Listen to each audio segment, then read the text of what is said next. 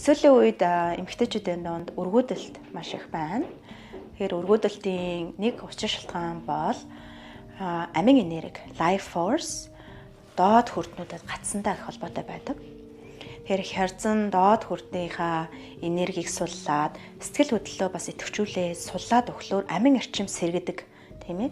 За үүнээс гадна хатуу үзлүүд байдаг. Сэтгэлийн хамгаалагч хэсгүүд маань хүүхдтэй болчвол юм болчин, тэгвэл тэгчин, хүүхэд өсгөх хэцүү, би чадах болов, би муу ээж болох байх гэх мэтчлэнгээр өөрийгөө гэмшилсэн, ичээсэн хатуу үзлүүдээр зүрх сэтгэлээ хаацсан байгаад байдаг.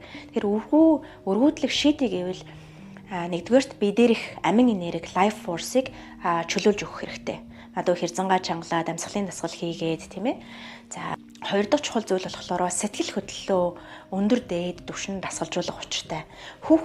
Тогтоон хүүхэд хүлээж авна гэдэг бол баяр хөөр хайрын үйл. Гэтэл тэрний цаана айдас хүйдэс ичхүүр гэмшил байгаад байгаа бол хүүхдээ аяар өөрийнхөө энергиэрээ үзэл бодлороо түлхчихдэг байгаа. Тэгэхээр өөрийгөө өндөр дээд сэтгэл хөдлөлд дасгалжуулах, догтлол бий болгох, талархах, ингээд хүүхдтэй олжвол ямар сайхан байх болоо гэж өөрийгөө дасгалжуулах чухал. За гурав дахь нь эго, сэтгэлийн хамгаалагч болох хатуу үзлүүдийг анзаараад тасалж сурвал зүгээр. За түнчлэн энэ бүхэндээ ингээд ажиллаж байхдаа аль хэдийн үр хөвгттэй болчихсон юм шиг тэр төсөөлөлд аль хэдийн үр хөвгтэйгээ аз жаргалтай амьдарч байгаа юм шиг тэр төсөөллөөр тархиа дасгалжуулвал зүгээр. Учир нь тарих өнгөрсний мэдээлэл ирээдүг мэддэггүй.